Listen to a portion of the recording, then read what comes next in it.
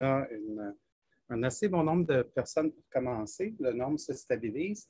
Donc, bienvenue tout le monde. J'espère que tout le monde va bien aujourd'hui. C'est encore une belle journée dehors, je pense. Je n'ai pas regardé aujourd'hui. J'imagine que oui. Bienvenue au webinaire de Technologia sur l'introduction au Management 3.0. En cas de problème technique, n'oubliez pas de contacter notre technicien Technologia Support dans le chat. Et puis, il va vous aider à résoudre votre problème si vous en avez. La présentation va durer à peu près 30 à 40 minutes avec une période de questions d'au moins 20 minutes à la fin. Ce que j'aimerais faire autant que possible, c'est peut-être intégrer vos questions, j'aimerais que ce soit une conversation entre nous. Donc, pour cette conversation-là, ce que je vais vous demander, c'est pendant le webinaire, moi, je vais peut-être vous poser des questions par moment. Quand je vais vous poser des questions, puis c'est normal que vous ne me voyez pas dans le moment, vous allez me voir très bientôt, je vous le promets. Tiens, je vais vous arranger ça tout de suite même. Donc, ce que je vais vous demander, c'est si vous avez des questions, quand moi je vais vous poser des questions pendant la session, je vais vous demander de répondre dans le chat de Zoom. Et puis ensuite, ce que je vais vous demander, c'est si vous avez des questions qui vous viennent après ou qui n'ont peut-être pas rapport dans le moment, je vais vous demander de les mettre dans la section Q&A dans Zoom. Puis la section Q&A, c'est des questions qu'on va répondre à la toute fin de la session. Donc, à la suite du webinaire, ce qui va arriver aussi, c'est qu'on va vous envoyer un courriel demain avec des liens vers la chaîne YouTube pour que vous puissiez voir l'enregistrement de la session et aussi vers la page SlideShare de Technologia pour que vous puissiez avoir la slide de la présentation. Je vais commencer la session par me présenter. Donc, mon nom est Stéphane Surdec. Je suis le fondateur de Surdec Solutions. C'est une petite boîte de consultation, de coaching en développement de leadership, en transformation organisationnelle en entreprise. Je suis un coach en entreprise, je suis un formateur aussi. Je suis formé en coaching en développement intégral par New Ventures West. Donc, ça, ce que ça veut dire, dans le fond, c'est que j'ai des aptitudes de coach professionnel aussi. Je ne fais pas juste m'improviser coach. C'est ce que je faisais avant, mais je ne le fais plus depuis 7-8 ans. Aussi, je suis un auteur qui est publié sur plusieurs sites sur Internet comme Forbes, Thrive Global, Cutter Consortium aussi. Je mets marriage.com ici parce que ça fait une belle petite blague. Les gens voient ça et ils disent « Oh mon Dieu, pourquoi marriage.com? » J'ai eu une année où je me suis donné un défi. J'ai dit « Est-ce que je suis capable de réécrire mes articles de leadership en articles autour de la vie en famille, autour de relations de couple, etc., etc. » J'ai essayé de réappliquer mes concepts que je parle à tous les jours autour de ça. Donc, je vous souhaite la bienvenue. J'espère que vous allez aimer le webinaire et que vous allez vous amuser dans le temps qu'on va avoir ensemble aujourd'hui. Donc, vous êtes tous ici parce que vous voulez entendre parler de Management 3.0. Donc, la question que j'aimerais vous poser, puis commencez à me répondre dans le chat si vous avez des idées, c'est correct, c'est une conversation qu'on commence ensemble. Pourquoi 3.0? Avez-vous des idées? S'il n'y a rien, moi, je vais juste jaser, c'est bien correct. Je vais juste voir dans le chat global là, si je vois.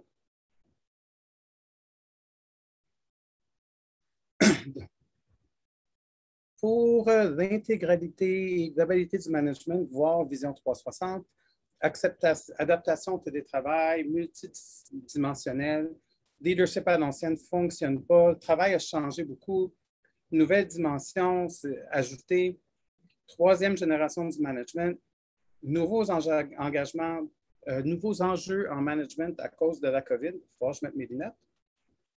Un management plus collaboratif versus plus une dictature.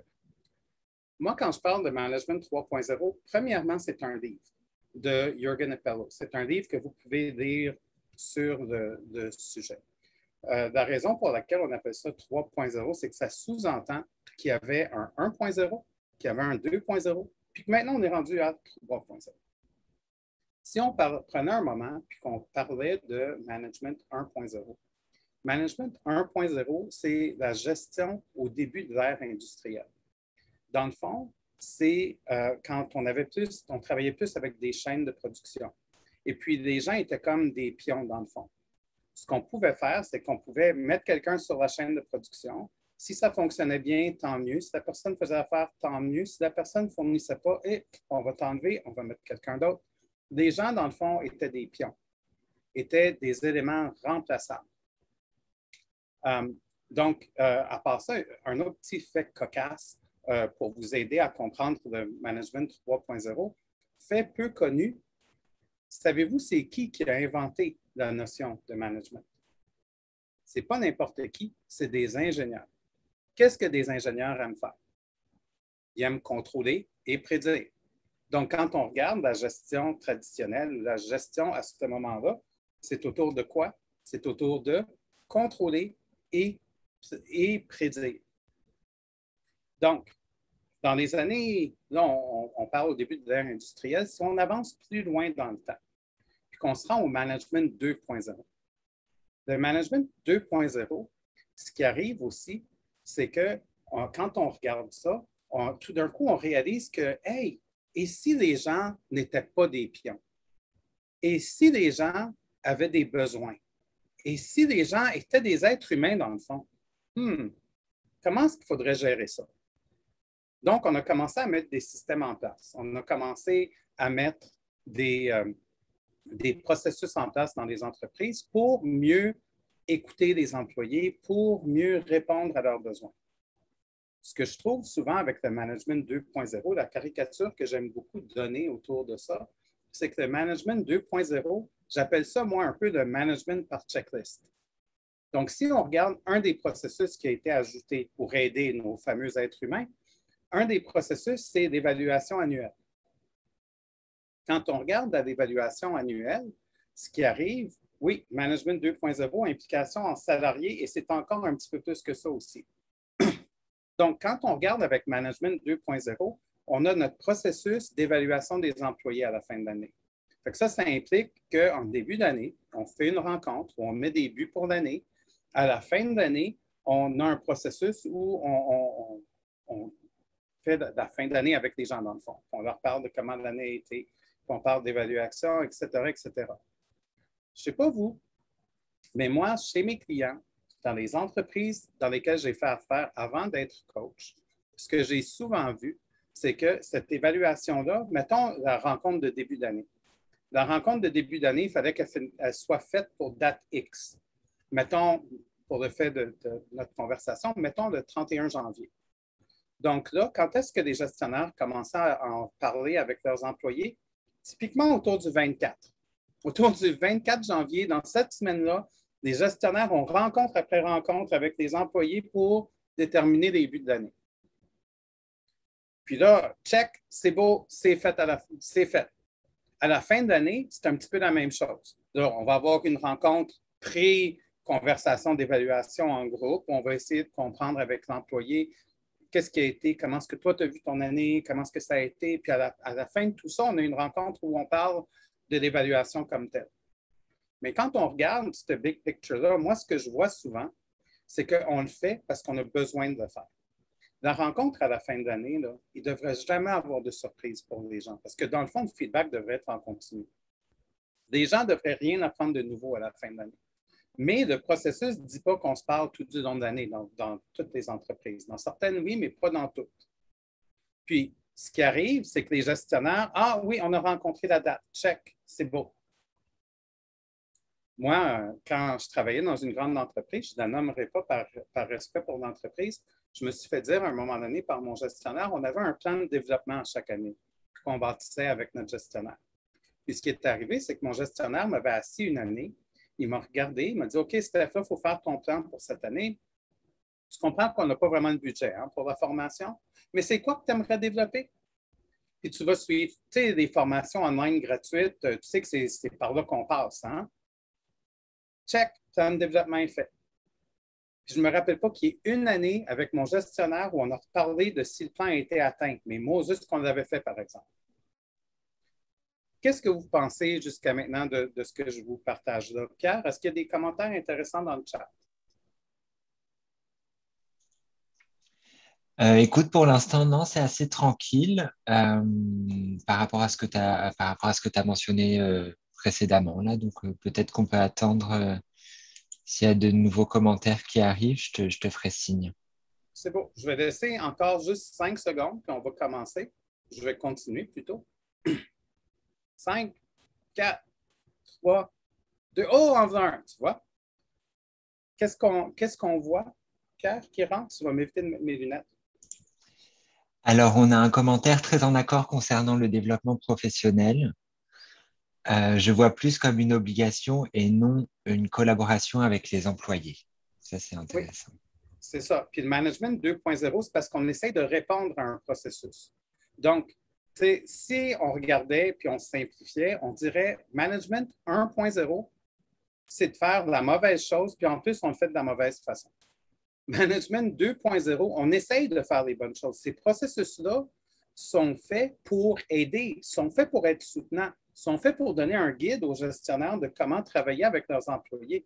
Je veux que vous compreniez, là, l'intention est très bonne. C'est comment on exécute cette intention-là qui est le problème en entreprise. Puis, je vois quelques autres commentaires. Je vais juste te laisser la chance de me laisser savoir s'il y a quelque chose d'intéressant, Pierre. Oui, tout à fait. L'évaluation est vue comme une démarche administrative et non une opportunité d'échanger avec l'employé. Oui. Puis en plus, dans le plus dysfonctionnel, moi, ce que je vois, c'est que des fois, on a des employés qui ne sont pas nécessairement nos meilleurs employés en termes de comportement, mais c'est nos meilleurs employés en termes de livraison. Donc, on va leur donner une bonne évaluation jusqu'à ce que quelqu'un, un jour, doive leur dire la vérité. Fait qu'encore, c'est dysfonctionnel un petit peu. Mais dans le fond, quand je vous parle de management 2.0, puis je vous dis c'est un checklist, check, on l'a fait le plan de développement. C'est fait, on a répondu aux besoins. L'évaluation annuelle, check, on l'a fait, on a répondu aux besoins. À la limite, ce que je vous dirais aussi, là, pour ceux d'entre vous qui travaillent avec des équipes agiles, je vous dirais que vos équipes, souvent, vont faire de l'agilité par checklist aussi, dans le même état d'esprit.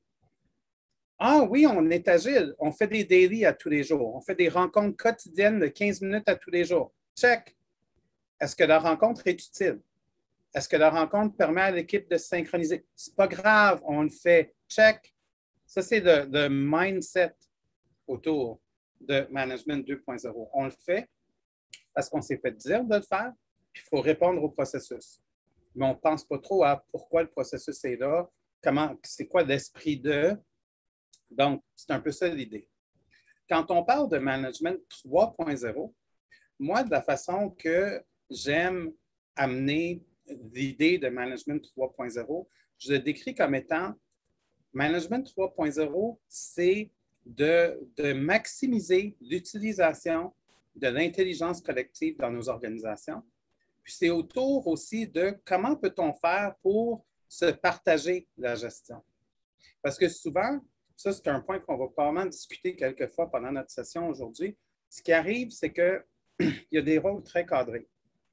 Tout ce qui est gestion, on s'imagine que ça appartient aux gestionnaires de le faire.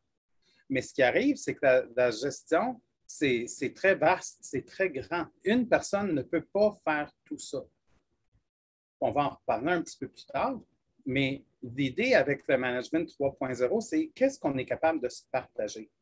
Qu'est-ce qui appartient vraiment au gestionnaire? Qu'est-ce qui peut être partagé avec l'équipe? L'équipe le fasse tout, l'équipe le fasse en partie, mais que c'est clair pour tout le monde, qu'on ait le goût de jouer comme ça ensemble. Donc, comme je vous disais, pour moi, quand je parle de management 3.0, ça revient à 2 points.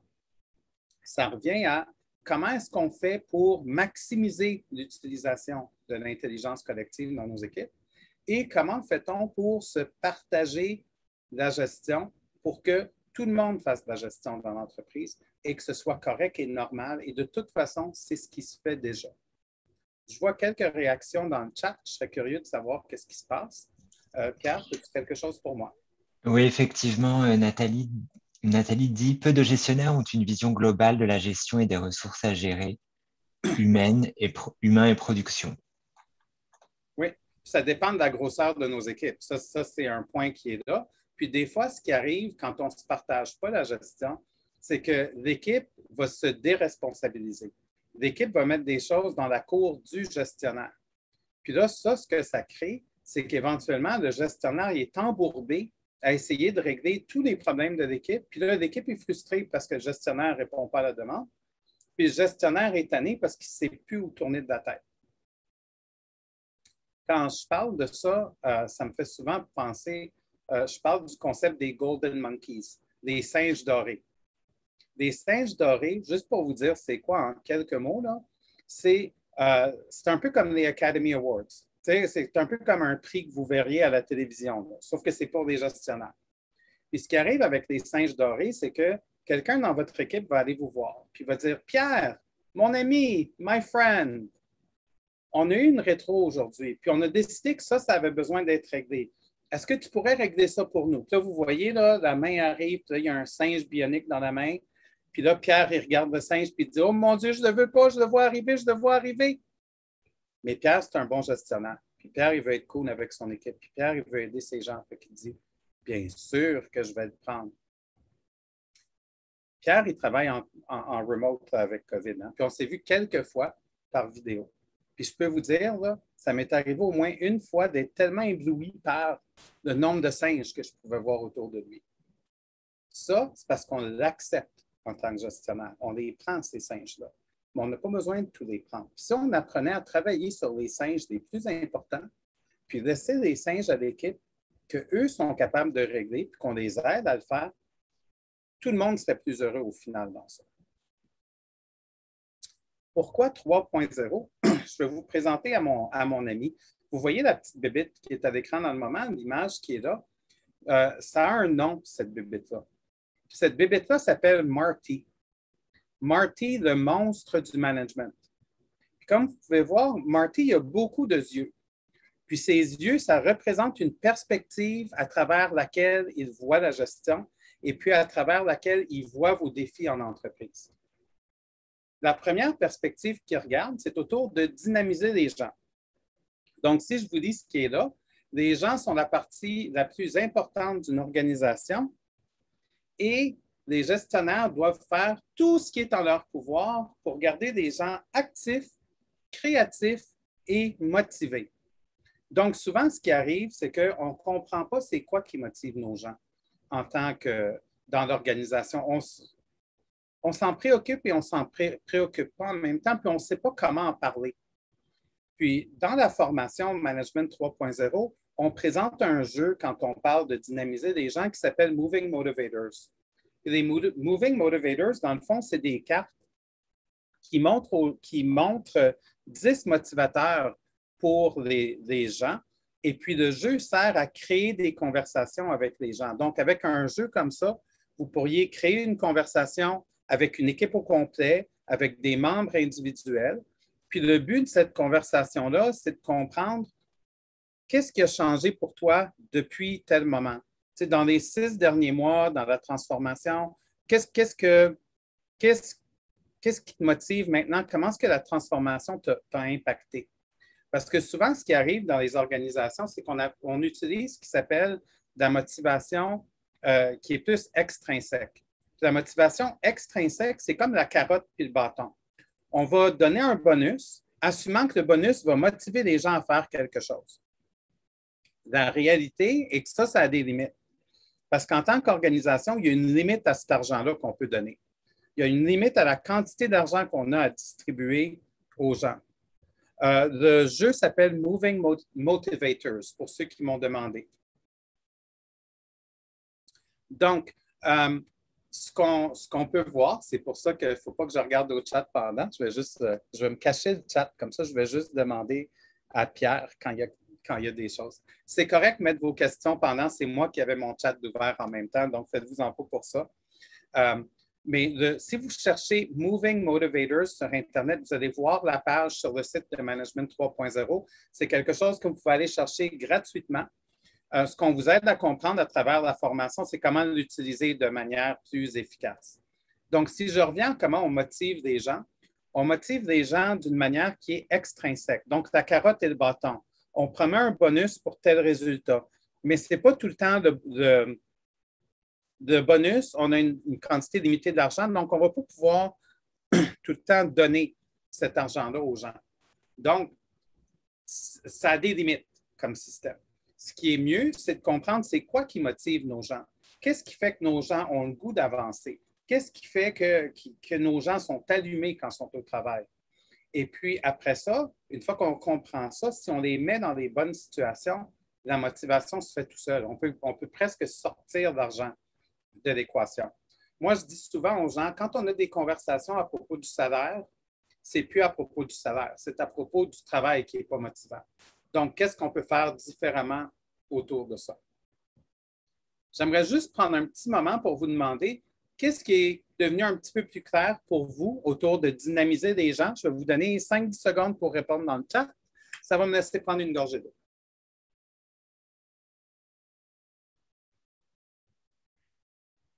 Pierre, sens-toi libre quand tu vois des choses. Effectivement, une analogie intéressante de Julie, apprendre à l'équipe à pêcher au lieu de pêcher à leur place. Oui, et des fois, la nuance, c'est qu'il faut que tu pêches avec eux au début pour qu'ils apprennent à pêcher. Des fois, c'est une nuance qu'on ne voit pas. Ça fait partie de développer la capacité des gens aussi. On va en parler dans quelques minutes. Est-ce qu'il y a d'autres commentaires? L'engagement de chacun. Pardon, de quoi? L'engagement de chacun. L'engagement. C'est comment créer l'engagement des gens. Si on comprend ce qui les motive, on va augmenter leur engagement. C'est ça ce qu'on veut au final. Parce que quand on embauche des gens pour qu'ils viennent travailler chez nous, peu importe l'entreprise, ce qui arrive, là, c'est que ces gens-là sont excités de venir travailler avec nous, sont super heureux de venir travailler avec nous. Mais souvent, dépendant de l'environnement, de plus qu'on les encourage à se conformer, de plus qu'on les rentre dans le moule, façon de parler, de plus qu'on les éteint. Puis là, tout d'un coup, on arrive, puis on regarde, puis on dit, ben voyons, Pierre, tu étais si allumé quand tu es arrivé. Qu'est-ce qui t'est arrivé? Pourquoi tu t'es éteint là? Sans réaliser qu'en les mettant dans le moule, en ne travaillant pas sur la motivation intrinsèque, on les a éteints comme ça. Est-ce qu'il y a un autre point que ce serait intéressant de discuter, Pierre, qui vient du chat? Oui, s'intéresser aux gens pour comprendre leur réelle motivation. Oui, s'intéresser aux gens, s'intéresser à une équipe aussi. Comme beaucoup de ce que je présente dans la formation, j'appelle ça des outils pour créer des conversations. C'est comme ça que j'appelle ça, moi. Je parle beaucoup de la notion du contenant et du contenu. Quand on est facilitateur, quand on est gestionnaire, on essaie de créer une conversation avec notre équipe, ce qui arrive, c'est que nous, la structure de la rencontre, c'est ce qu'on appellerait le contenant. C'est ce qui nous permet de guider la conversation. Ce que les gens nous amènent, c'est le contenu. Donc, beaucoup de ce qu'on voit dans la formation Management 3.0, c'est des contenants pour créer des conversations avec vos équipes.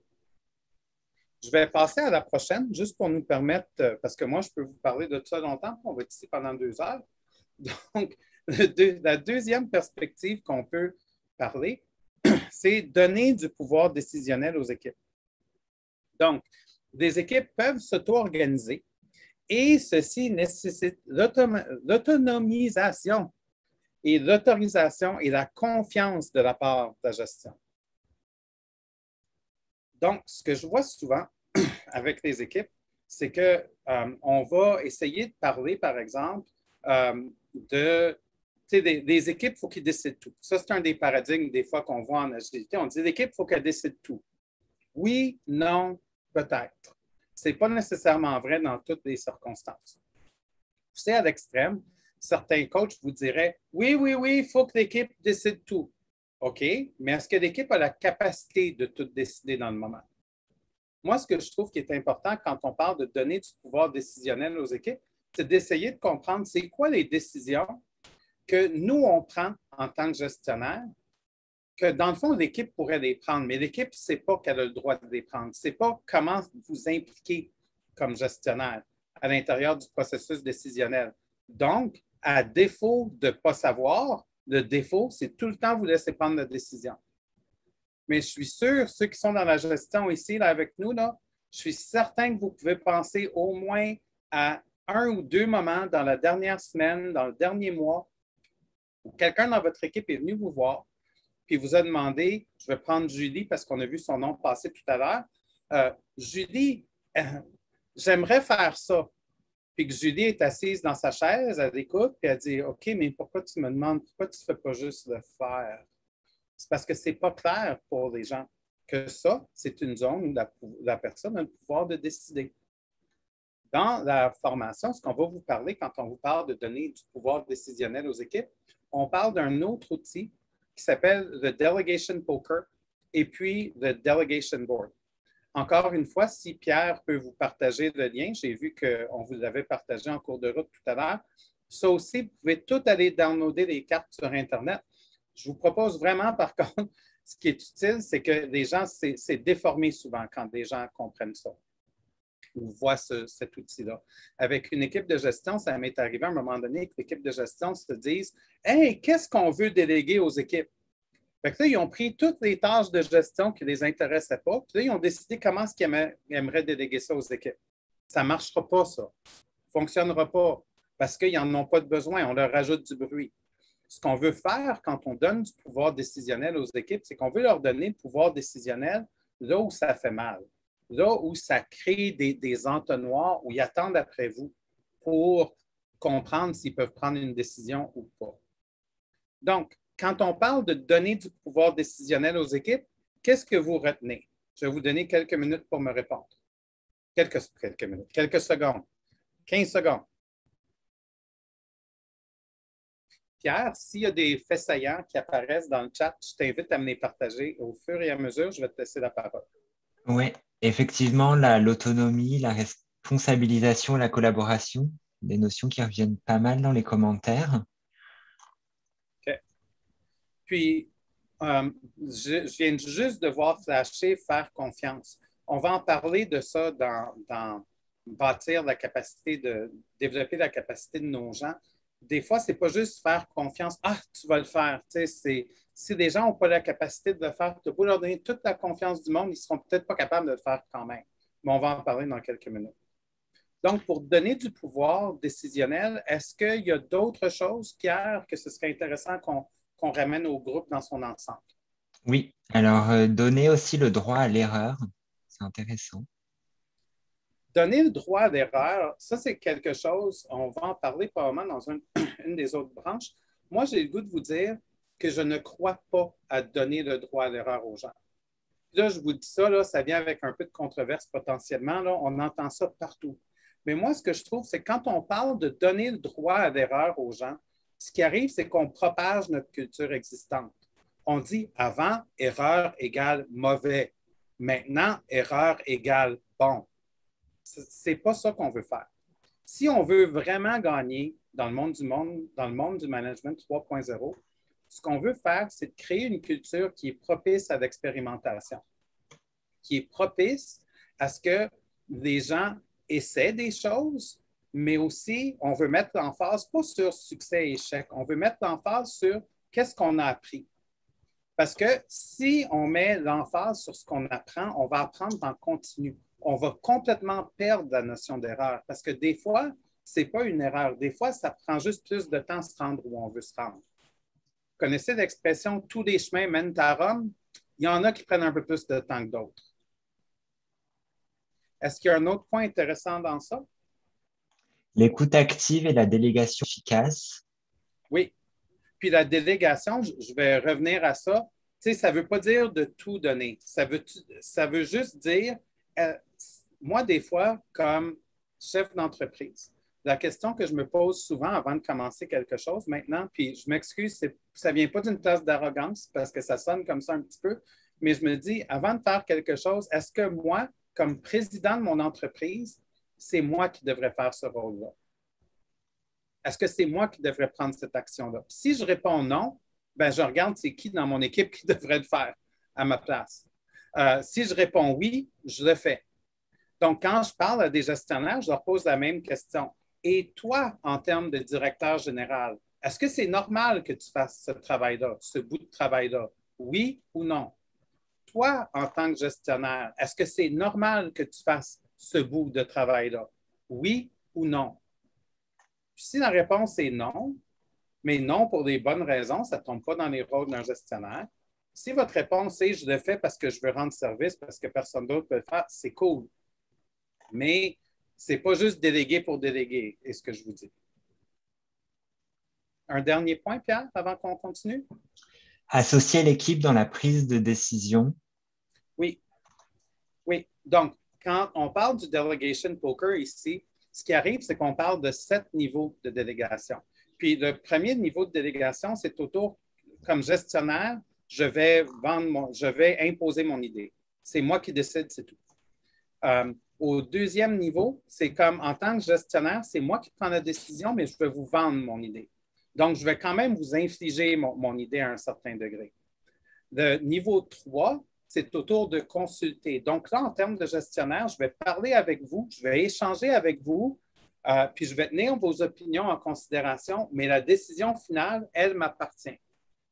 Au niveau 4, quand on parle d'être en accord, ce qui arrive, c'est qu'à ce moment-là, la décision doit être commune. Donc, l'équipe a un vote, le gestionnaire a un vote.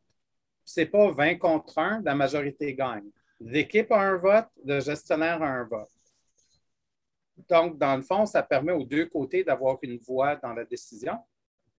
Au niveau 5, ça commence à être à l'envers. Donc, au niveau 5, c'est l'équipe qui décide en consultant le gestionnaire. Donc, ça, c'est en mode conseiller. Donc, comme ce que le gestionnaire va faire, c'est qu'il va peut-être participer aux conversations, il va donner son input.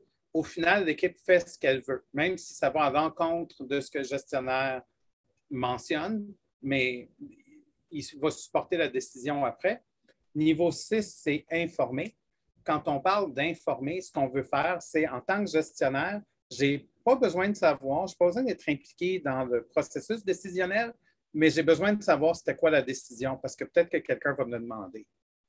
Puis j'aimerais être capable de répondre, mais je ne veux pas être informé pour changer votre décision.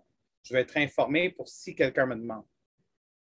Puis le 7e niveau, c'est autour de déléguer. Donc, quand on parle de déléguer, c'est j'ai même pas besoin de savoir qu'il y a eu une décision. Allez-y. Donc, quand on parle de niveau d'implication, c'est comment est-ce qu'on a ces conversations-là pour rendre ces choses-là claires et implicites. Puis ça, on vous en parle aussi pendant la formation.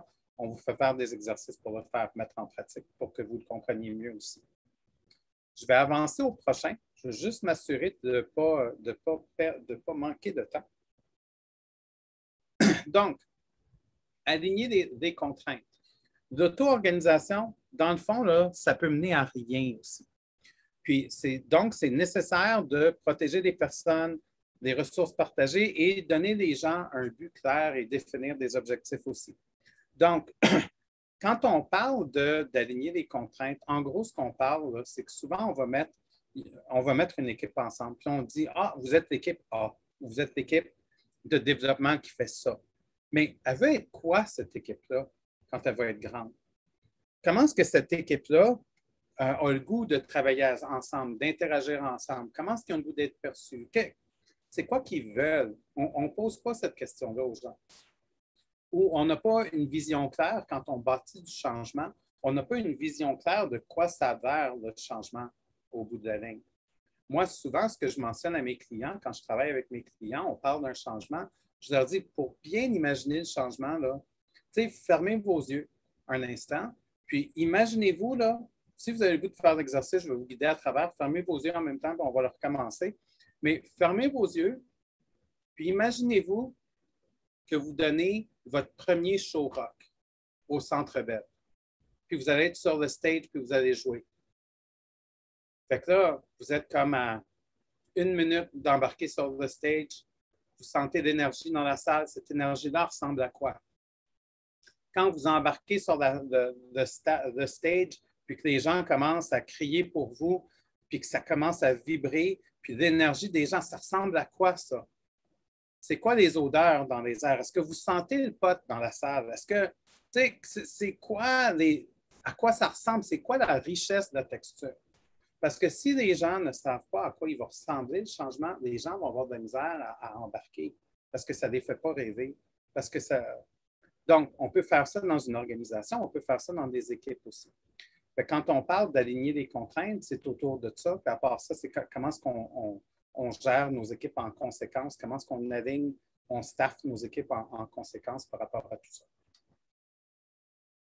L'autre point qu'on discute dans les perspectives de Marty, c'est développer les compétences. Moi, j'ai de la misère avec le terme compétence ici. Souvent, quand j'en parle, je parle de développer la capacité. Puis, la raison que j'utilise ça, c'est que c'est plus un terme de coaching. Mais avant, je vais vous lire ce qui est sur la slide. Donc, les équipes ne peuvent pas atteindre leurs objectifs si les membres de l'équipe ne sont pas assez compétents. Donc, les gestionnaires doivent contribuer au développement des compétences. Pour revenir à mon exemple de capacité, ce qui arrive avec la capacité, là, je suis sûr que beaucoup de monde ici là, ont eu un abonnement au gym à un moment donné. Vous savez, l'abonnement que vous prenez en janvier puis qu'en février, vous n'allez plus au gym? Je parle de cet abonnement-là. Donc, quand on va au gym la première fois, puis là, on prend la barre, puis on veut faire des curls, puis là, on met 15 livres sur la barre. Ce qui arrive, c'est le 15 livres, il peut sembler comme pesant, là, comme ça se peut pas. Là. Puis là, ce qui arrive, c'est qu'à force de faire des répétitions, une semaine après, on est rendu à 20. 2 semaines après, on est peut-être rendu à 25. Mais quelques mois après, on va être rendu à 50. Qu'est-ce qui arrive quand on retourne à 15? Mon Dieu, je ne crois pas que ça n'a jamais été dur, cette affaire-là. Développer la capacité des gens, c'est ça. Tout à l'heure, quand on parlait de montrer à pêcher au lieu de pêcher pour les gens, des fois, il faut comprendre quand est-ce qu'il faut pêcher pour les gens, quand est-ce qu'il faut leur montrer à pêcher, comme vous montreriez à vos enfants, par exemple. Puis après ça, quand est-ce qu'on les laisse pêcher tout seuls. Puis développer la capacité des gens, c'est autour de comprendre comment est-ce qu'on aide nos gens à se développer, qu'est-ce qui est normal, qu'est-ce qui est plus ou moins normal. Et puis, dans ce module-là de la formation, ce qu'on fait, c'est qu'on parle d'un module qui s'appelle une matrice de compétences. Ce qu'on veut faire à travers cette matrice de compétences-là, c'est qu'on veut permettre à l'équipe de comprendre c'est quoi les choses qu'on a besoin d'être capable de faire comme équipe. Puis, dans l'équipe, c'est qui les gens qui sont capables de faire ça, puis se faire un portrait. Puis, une fois qu'on a ce portrait-là, on veut être capable de créer la conversation de qu'est-ce qui nous manque comme équipe. Fait que vous savez, typiquement, les matrices de compétences qui arrivent dans les organisations, c'est qu'on en fait une, on la met dans un tiroir, puis c'est oublié. Puis on n'en parle plus jusqu'à ce que quelqu'un d'autre ait un trip de faire une autre matrice de compétences à un moment donné. Je ne pense pas que j'exagère quand je vous dis ça. Je l'ai vu dans plusieurs organisations et comme employé aussi. Donc, ce qu'on veut faire avec une matrice de compétences, c'est discuter, basé sur ce qu'on a dans l'équipe, c'est quoi nos besoins. Pour rencontrer ce besoin-là, si on a besoin, qui veut se faire former, qui veut travailler. On veut créer ces conversations-là avec les gens pour que l'équipe s'engage dans le développement de l'équipe, puis qu'on n'ait pas toute cette responsabilité-là comme gestionnaire, dans le fond. Donc, développer les capacités, c'est autour de ça. L'autre chose, c'est faire croître les structures. Donc, de nombreuses équipes opèrent dans le cadre d'une organisation complexe. Donc, c'est important d'examiner des structures qui améliorent la communication. Dans ce module-là, ce qu'on parle, c'est qu'on a un outil qui s'appelle Medlers. Et avec Medlers, ce qu'on est capable de faire, c'est de faire une hypothèse de quoi peut avoir l'air une réorganisation dans notre entreprise. Une visualisation de quoi nos équipes ont l'air maintenant, parce que ça fait du sens comme ça. Parce que quand on parle des équipes, on va avoir des équipes multifonctionnelles qui livrent un projet dans son ensemble, mais des fois, on va avoir des équipes de service aussi, des équipes de soutien, comme les équipes de la gestion de projet, par exemple, du groupe de gestion qui travaille avec, des groupes de gestion de projet qui travaillent avec les équipes, ou des gens de réseau, ou peu importe, qui travaillent vraiment tu n'as pas assez de travail avec eux pour une seule équipe, mais dans l'organisation, tu as plus qu'assez de travail pour ces gens-là, pour ces équipes-là. Donc, dans Management 3.0, on parle de comment est-ce qu'on peut faire croître les structures dans les organisations et comment est-ce que ça peut aider et quelles sont quelques-unes des choses qu'on peut tenir compte. La dernière perspective à l'intérieur de Management 3.0, c'est autour d'améliorer le tout. Quand on parle d'améliorer le tout, des personnes, des équipes et des organisations ont besoin de s'améliorer sans cesse afin de reporter l'échec aussi longtemps que possible. Wow! C'est intéressant, ça. Laissez-moi répéter ça pour vous. Des personnes, des équipes et des organisations ont besoin de s'améliorer sans cesse afin de reporter l'échec aussi longtemps que possible. C'est drastique, là. On ne parle même pas de droit à l'erreur, on parle de reporter l'échec. Ça veut dire quoi, ça, pour vous? C'est ma pause pour mon verre d'eau. Dans le chat, s'il vous plaît.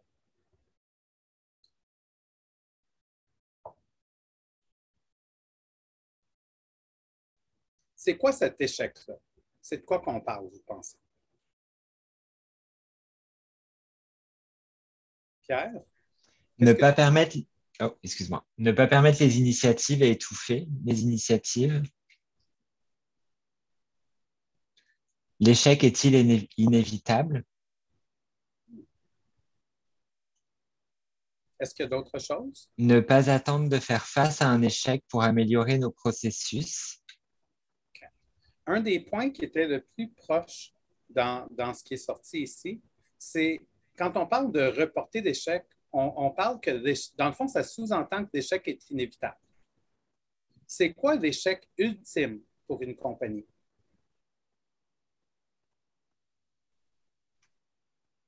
L'échec ultime, c'est que la compagnie ferme. On s'entend?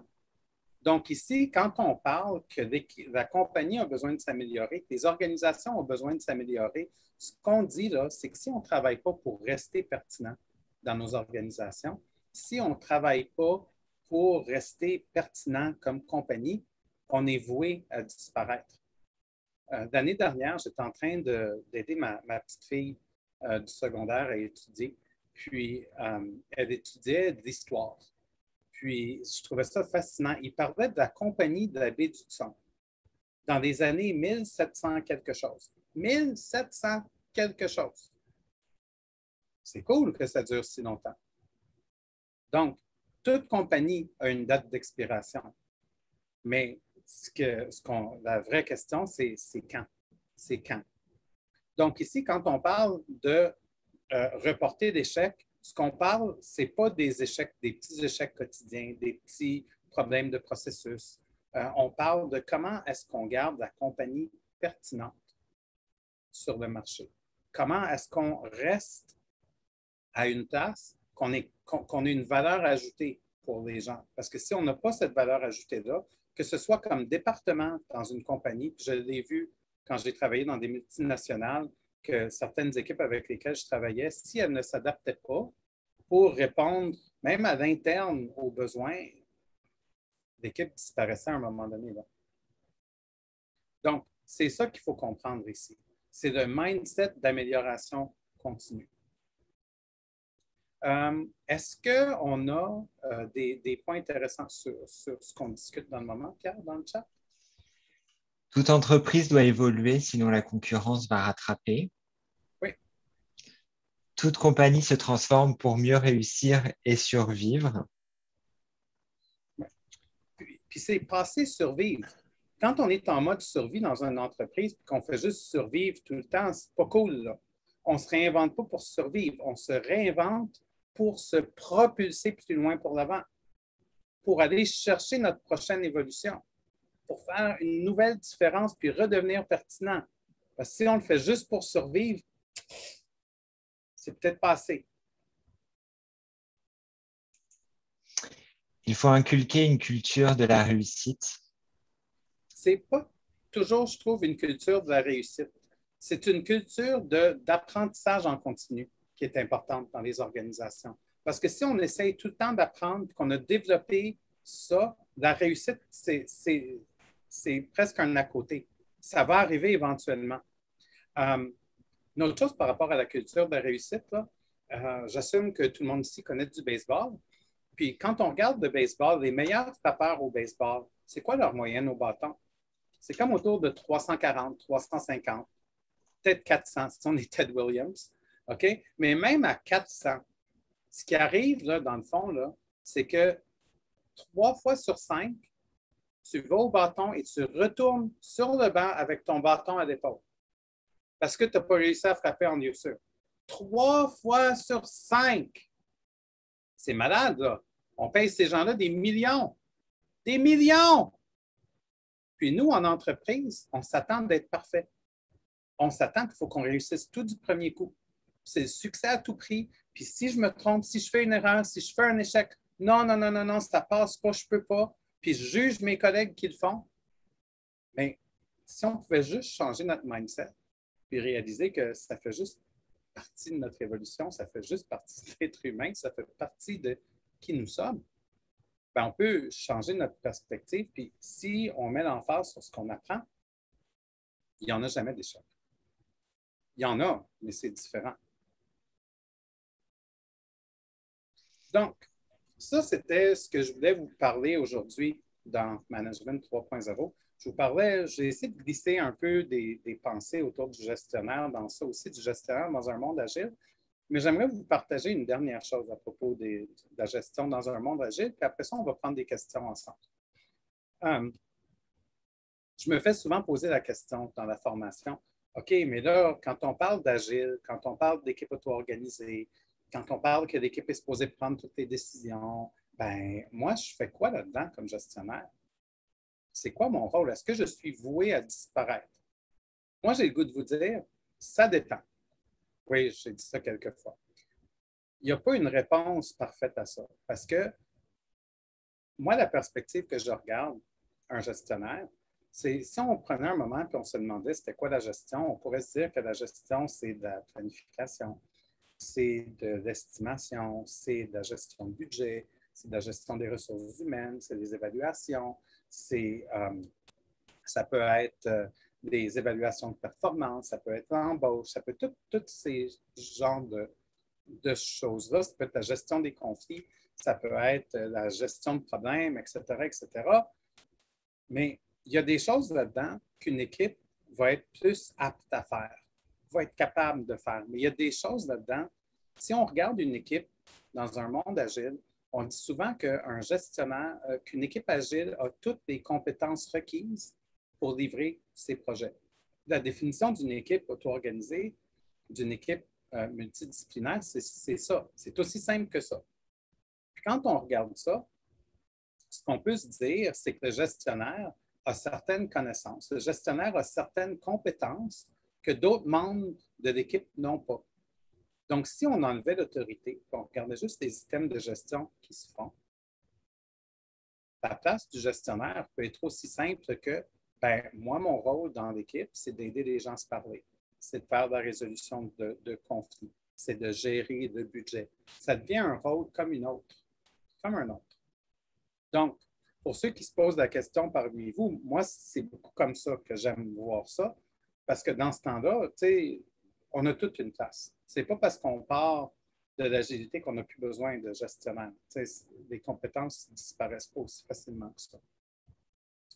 Je vais juste vous donner un lien si ça vous intéresse. Si vous avez des questions, c'est le moment. OK, j'ai pas tout ce que je pensais. Si vous avez des questions, c'est le moment.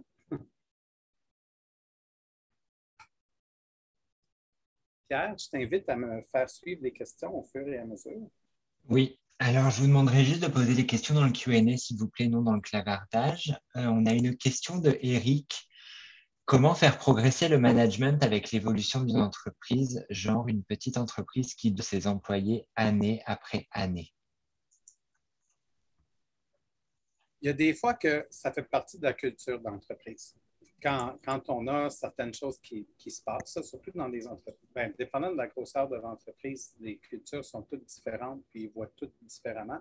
Ce que ça prend, c'est des gens qui veulent faire ça, des gens qui veulent ce changement-là un peu. Moi, mes clients idéaux, souvent, ils veulent faire ça, mais ils ne savent pas comment. Puis moi, l'aide que je leur apporte, c'est de les aider à faire du sens dans ça, puis de les aider à changer leur approche de gestion. Mais à la base, ils veulent changer, ils ne savent juste pas comment changer. Fait que le rôle de quelqu'un comme moi, c'est de les aider à évoluer, de les aider à changer. Mais ça passe à travers l'éducation, ça passe à travers montrer ce qui peut être différent. à ces gens-là. Moi, un exercice de base que je fais avec certains gestionnaires, c'est des fois, je vais les inviter dans une rencontre, puis je vais leur demander d'intervenir un petit peu moins, ou même voir des fois ne pas intervenir du tout, mais de dire à leur équipe, je suis juste ici pour observer, puis laisser tout le monde parler. Puis des fois, ce qui arrive, c'est quand les gens réalisent qu'il y a une place pour parler, ils vont l'apprendre. Moi, je trouve que, tu sais, quand on parle de licenciement chaque année ou ce genre de choses-là, ça, c'est plus tough, là, parce que ça, des fois, c'est vraiment dans la culture. Moi, je sais que quand j'étais chez IBM, c'était ça. C'est un peu pour ça que je suis parti, parce que j'étais plus capable de voir des bonnes personnes se faire couper. Mais ça, c'est mes valeurs à moi. Mais ça passe à travers l'éducation et ce que tu valorises comme gestionnaire. Si je donne un exemple assez spécifique, il y a quelques années, je travaillais avec un client pour planifier une réorganisation. Puis, la façon que la gestionnaire l'avait abordé, j'avais trouvé ça comme extraordinaire. J'étais en admiration en avant. On avait des discussions. On avait utilisé Medlers pour voir le avant, puis comprendre ce que c'était avant, puis comprendre l'après aussi, bâtir l'après. Puis la gestionnaire, ce qu'elle avait dit, c'est, bon, on connaît tous la game, on sait que ça va venir à ça, mais est-ce qu'on serait capable d'essayer d'arriver au meilleur modèle possible pour l'entreprise, nonobstant que même un nous risque de perdre notre rôle, nonobstant qu'on s'est fait dire qu'on a besoin de couper tant de personnes, est-ce qu'on peut juste essayer d'arriver à l'organisation qui fait du sens pour nous, puis on va aller proposer ça, puis si c'est moins de gens de moins, bien, ce sera moins de gens de moins, puis on va partir de là. Fait que ça commence plus par le mindset des gens versus d'autres gestionnaires qui se font dire, ben, on a besoin de couper tant de personnes, trouve ton chiffre. T'sais. Est-ce que ça aide?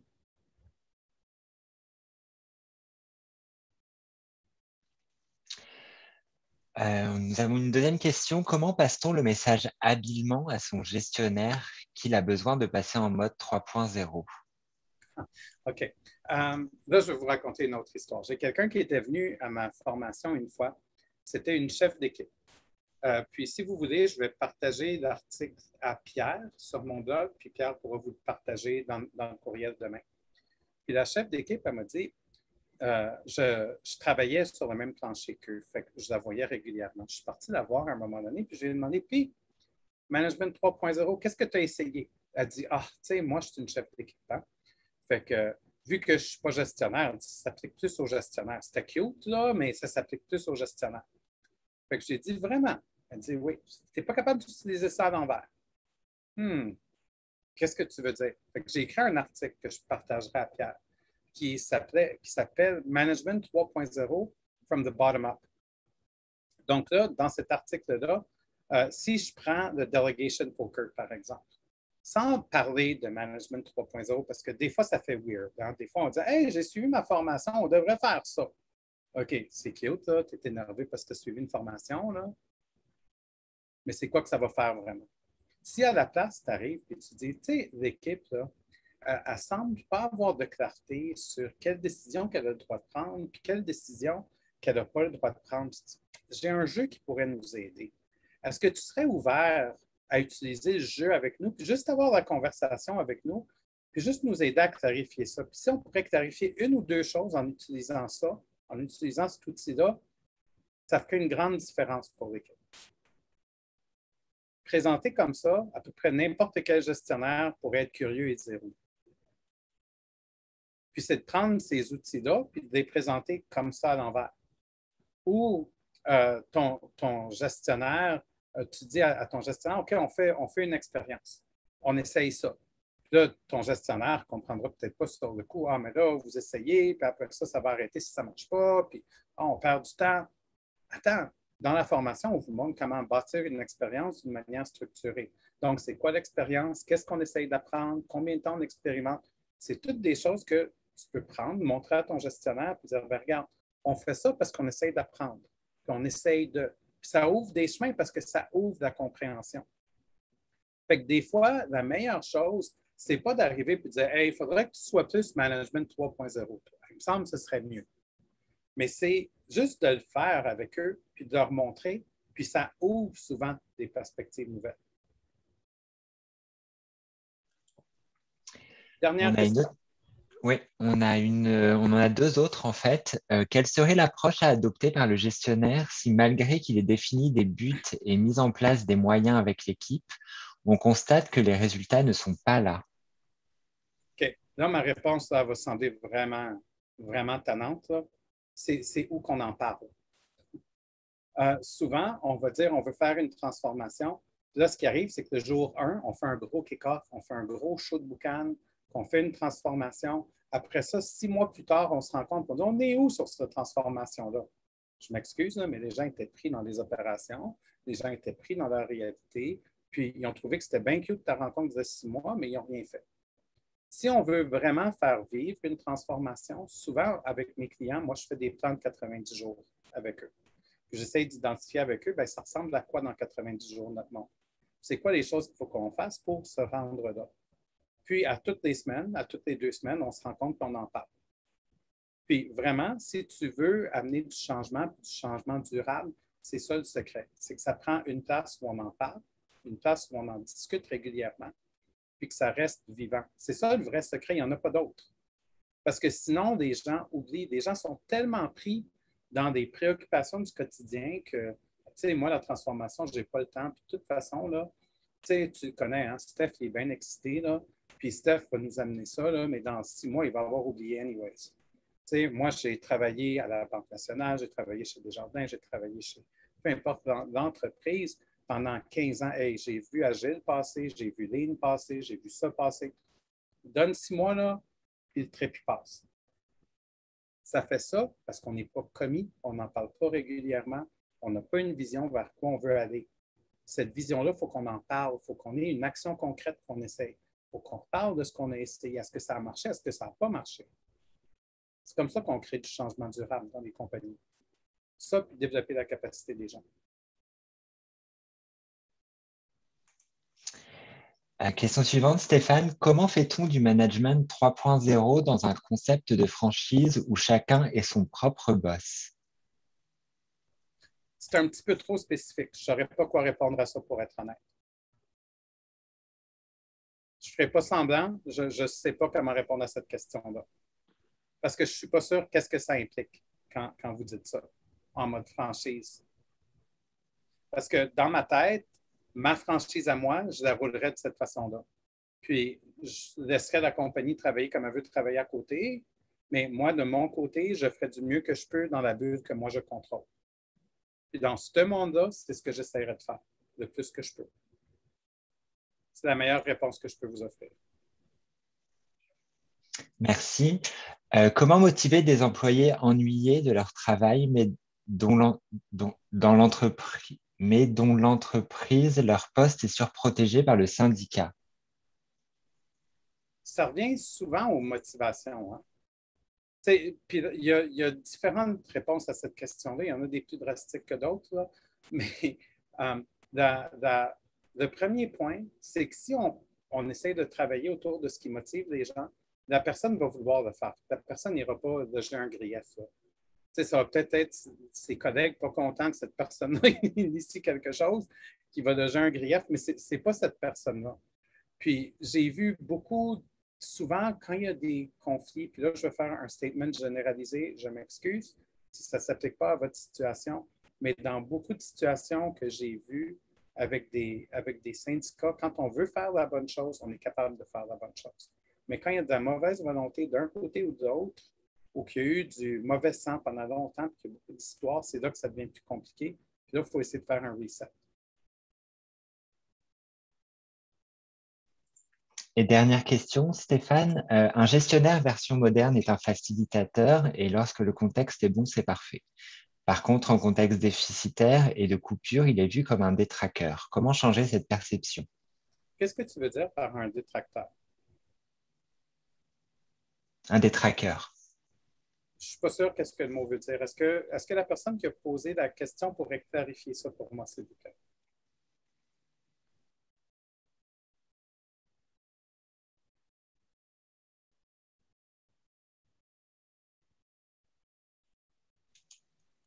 Personne qui met des bâtons dans les roues. Hmm. OK. Là, souvent, c'est parce que notre vision commune n'est pas claire. Ce que le gestionnaire essaye de faire n'est pas nécessairement clair pour son équipe. Des fois, il peut avoir un défi de confiance. Oh, il y a eu beaucoup de coupures. Si je fais ça, on entend beaucoup parler d'automatisation dans les entreprises maintenant. Puis, il y a des entreprises qui voient l'automatisation comme une façon de couper. Fait que si tu automatises, ben, tu vas perdre ta job éventuellement. Il y a beaucoup une dimension de confiance dans ça. Puis de la façon que ça passe, c'est comment est-ce qu'on s'aligne sur une vision commune qui nous parle tous. Ça revient à ça. Fait que ce gestionnaire-là, qui peut paraître comme quelqu'un qui met des bâtons dans les roues, ça peut dépendre, c'est quoi ses motivations de mettre des bâtons dans les roues. Est-ce que lui, il a peur pour son poste? Est-ce que lui, il ne comprend pas le bénéfice de ce qui est proposé? Il y a tout plein de perspectives autour de ça. Mais il n'y a pas une réponse parfaite, malheureusement. Parfait. Bah, merci beaucoup, Stéphane. Il n'y a plus de questions pour l'instant. Alors, je pense peut-être que tranquillement, on pourrait terminer le webinaire. Okay. J'espère que vous avez trouvé ça intéressant.